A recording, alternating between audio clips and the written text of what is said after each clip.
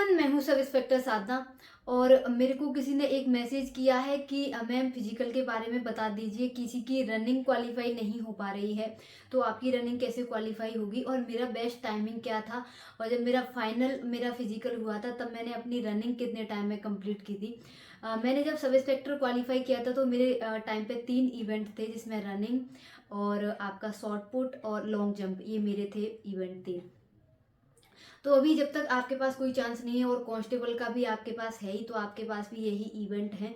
तो मैं आपको सबसे पहले मैं रनिंग के बारे में बता देती हूँ, क्योंकि अधिकतर लोगों को रनिंग में परेशानी आती है। एक्चुअली दूसरी प्रॉब्लम ये भी है कि जब हम रनिंग करते हैं तो उसके लिए हमारा वेट कम होना चाहिए। हम जितना हमारा वेट कम होगा उसके हिसाब से हमारा उतनी ही अच्छी हमारी रनिंग होगी। लेकिन यहाँ पे एक चीज़ आ जाती है, यहाँ पे इन्होंने शॉर्ट पुट भी रख दिया। आपका शॉर्ट पुट तभी अच्छा जा सकता है जब आपका वेट अच्छा हो। आपने देखा भी होगा, जो शॉर्ट पुट वाले प्लेयर होते हैं तो उनका जो वेट होता है वो बहुत ज़्यादा होता है, तो उसके हिसाब से वो उनकी बॉडी क्या है, आगे नहीं जाती। जब शॉर्ट पुट वो थ्रो करते हैं तो जो उनकी बॉडी है वो आगे नहीं जाती है। तो इस वाले टॉपिक पे मैं करूंगी आपसे अगले वीडियो में बात। सबसे पहले मैं आपको बताऊंगी रनिंग के बारे में। तो जैसा कि आपको पता ही है कि जो सब इंस्पेक्टर है उसमें रनिंग लड़कियों के लिए 3.5 मिनट है और लड़कों के लिए 2:40 है। और कांस्टेबल में लड़कियों के लिए 4 मिनट है और लड़कों के लिए 2:45 है। तो सबसे पहले मैं आपको अपनी रनिंग का टाइम बता देती हूँ। जो मेरी रनिंग का टाइमिंग था, तो मुझे 3.5 मिनट मिले थे। उसमें से मैंने जो अपनी रनिंग क्वालिफाई की थी वो मैंने की थी 2:44 में। मतलब कि ये बहुत अच्छा टाइम है। जो कांस्टेबल लड़कों का भी टाइम है 2:45, उतने में तो मैंने अपना सब इंस्पेक्टर क्वालिफाई कर दिया था। तो मेरे पास ऐसी क्या स्ट्रेटजी थी और मैंने अपनी तैयारी रनिंग की कैसे की थी और मैंने किस तरीके से खुद को प्रिपेयर करा था कि मेरी रनिंग भी इतनी अच्छी निकल रही थी और मेरा गोला भी बहुत अच्छा जाता था। तो मैंने अपने वेट को कैसे मेंटेन करा था दोनों चीज़ों के लिए। और इसके साथ ही जब आपका लॉन्ग जंप भी रहता है तो उसमें आपका वेट जितना कम होगा उतना बेटर है। तो क्या है, सारी चीज़ें उन्होंने ऐसी मिला दी हैं कि अब पता नहीं चलता कि हम मोटे होके काम करें या पतले होके काम करें। तो सबसे पहले मैं रनिंग का आपको बता देती हूँ, तो मैं क्या क्या किया करती थी। तो मैंने जो अपनी रनिंग की थी वो मैंने LNIP में की थी, जो ग्वालियर में है।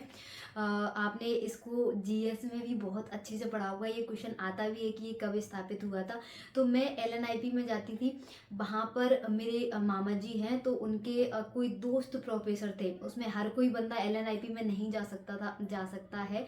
तो एक्चुअली उनके दोस्त प्रोफेसर थे। तो मैं और एक मेरी दोस्त थी सोनम, तो हम दो लोगों को ही वो मेरे मामा जी तैयारी कराते थे। तो मेरे मामा ने ही मेरा फिजिकल तैयार कराया था। तो वो हमें अलग अलग टाइम पे अलग अलग इवेंट कराते थे। जैसे कि आज मैं लंबी दौड़ करूंगी। मतलब कुछ लोगों का ये रहता है कि उनको घबराहट बहुत जल्दी हो जाती है। वो बताते हैं कि एक चक्कर उन्होंने लगाया और उनको घबराहट हो जाती है। तो ऐसा आपके साथ क्यों होता है? क्योंकि आप लॉन्ग रनिंग नहीं कर रहे हैं। आप लॉन्ग रनिंग करिए, मतलब सप्ताह का आप एक दिन ऐसा रखिए जिसमें आप लॉन्ग रनिंग करें। मतलब कि लगातार आप 5 किलोमीटर 10 किलोमीटर आप लगातार दौड़ रहे हैं।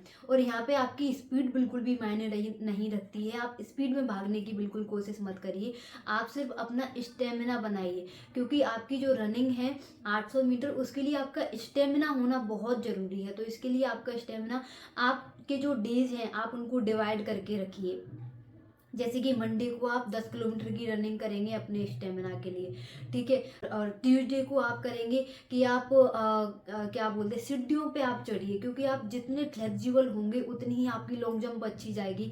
तो उसके लिए आप सीढ़ियों पे चढ़िए। मैं सीढ़ियों पे चढ़ने की बहुत प्रैक्टिस करती थी। मतलब एक एक पैर से जल्दी जल्दी चढ़ना और दोनों पैरों को एक साथ उछालते हुए ऐसे करके रखना, ठीक है। फिर नीचे उतर के आना, फिर चढ़ना, एक ऐसे ऐसे वाला, मतलब एक पैर का दूसरा दूसरा दूसरा ऐसे करके।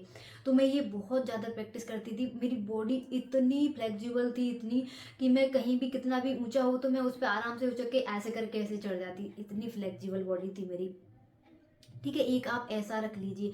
फिर आप रखिए कि मुझे 400 मीटर का एक पेस लगाना है, लेकिन मैं ऐसे लगाऊंगा अपनी तबीयत से कि मैं भले ही उसके बाद मैं गिर जाऊं या मैं मर जाऊं, कुछ भी हो जाए, लेकिन मुझे तबीयत से लगाना है। तो आप एक दिन आप इसके लिए फिक्स करिए। एक दिन आप स्प्रिंट लगाइए सिर्फ, जिसमें 100 मीटर और 50 मीटर की स्प्रिंट शामिल है। तो वो आपकी, जो आपके पैर हैं वो खुलने के काम में आएगा। जो आपकी स्प्रिंट आप लगाएंगे उसको तेजी से लगाइए। ये स्प्रिंट लगाइए। और इसके साथ ही सबसे ज़रूरी जो चीज़ है वो है आपकी स्ट्रेचिंग। यदि आप 1 घंटे आपकी रनिंग को दे रहे हैं तो कम से कम आप पौन घंटा स्ट्रेचिंग करिए ही करिए। यदि आप स्ट्रेचिंग नहीं करेंगे आपको दर्द रहेगा।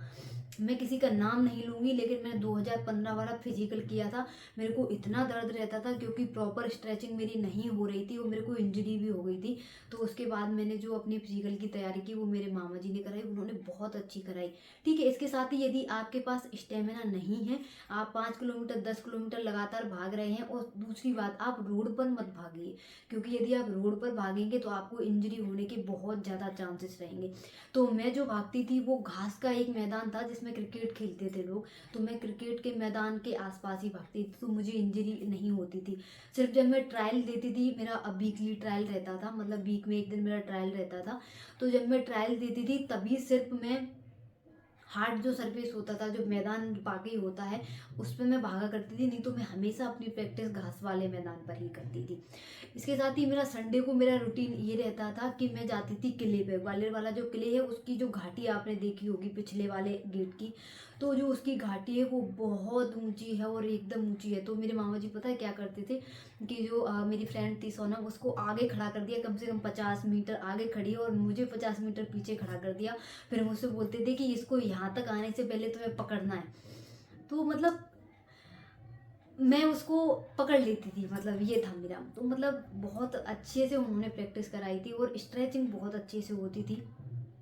इस कारण से मेरा फिजिकल 2:44 में निकला। मतलब मैं भी, जब मेरा टाइमिंग बताया गया था, मैं बहुत शॉक्ड थी। हालांकि ये टाइमिंग 2:45 2:46, तो मैं यहाँ पे लास्ट जब मेरी ट्रायल ली थी मेरे मामा जी ने, तब मेरा टाइम ये आया था 2:46, लेकिन मेरा वहाँ पर आया 2:44।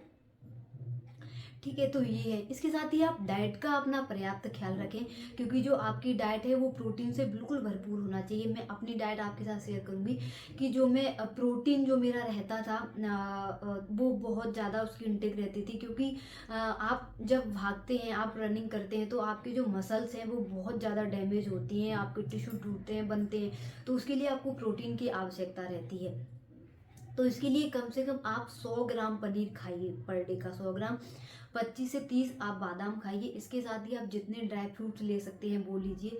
1 लीटर आप पूरा दूध पीजिए। ठीक है, इसके साथ ही आप स्प्राउट्स खाइए, जिसमें चने हैं, दाल हैं, सोयाबीन को जरूर उसमें इंक्लूड करें, क्योंकि उसमें प्रोटीन बहुत रहता है। ये आप अंकुरित करके भी खा सकते हैं, यदि आपको अंकुरित करने का टाइम नहीं है तो आप गले हुए भी खा सकते हैं। ठीक है, वर्कआउट के लिए जब आप जा रहे हैं तो आप बिल्कुल खाली पेट मत जाइए। कुछ लोग चने खाते हैं, पर मेरा ऐसा मानना नहीं है कि पहले ही चने खा लो। मेरा ऐसा मानना है कि पहले आप ये केला वगैरह ले सकते हैं आप, तो जिससे क्या है कि आपकी जो बॉडी, मतलब आपको एनर्जी देने का काम बनाना करता है, तो उससे आपको ये फ़ायदा होने वाला है। इसके बाद जब आप वर्कआउट करके आए तो आप प्रोटीन इनटेक ही लें और आप पर्याप्त आराम करें। ठीक है, और स्टेमिना नहीं है तो सिर्फ आप लंबी रनिंग पे ही ध्यान दें, आपका फिजिकल बड़ी आसानी से क्वालिफाई हो जाएगा, जैसा कि मेरा हो गया। जब मेरा 2015 वाला मैं फिजिकल तैयार कर रही थी, तब मेरे बेस्ट टाइमिंग थी 3:16। मतलब उसके बाद मेरे मेरे को इतनी इंजरी थी कि मैं, पता है, गिर जाती थी। ट्रायल के बाद मैं गिर जाती थी। जब मैंने सेकंड टाइम जब किया, मेरे मामा जी ने कराया, तो मेरे को कोई इंजरी नहीं, कुछ नहीं, कभी दर्द तक नहीं हुआ था मुझे। तो आप स्ट्रेचिंग पे पर्याप्त ध्यान दीजिए। जब तक आप स्ट्रेचिंग नहीं करेंगे आपकी बॉडी बिल्कुल भी रिलैक्स नहीं होगी, और दूसरे दिन वर्कआउट के लिए आपकी बॉडी बिल्कुल तैयार नहीं होगी। तो ये था रनिंग के लिए। तो ये है, आप पॉइंट वाइज आप देख लीजिए, नोट कर लीजिए कि आपको कहाँ कमी लग रही है। ठीक है, यदि आपको थकावट रह रही है तो इसका मतलब ये है कि आप प्रोटीन इनटेक नहीं ले रहे हैं, उसके कारण आपको थकावट रह रही है।